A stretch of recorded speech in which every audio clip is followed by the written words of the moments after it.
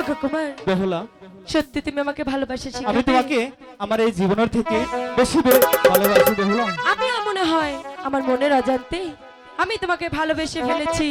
কি পিরিচ্ছি খালে তুমি আমাকে? তাই হ্যাঁ, তুমি বলে যাবে না তো? বলবো না। তাহলে কি পিরিচ্ছি খাইলা, কি আগুন লাগাইলা, আচ্ছা, এখন আমি ঘরে থাকতে পারি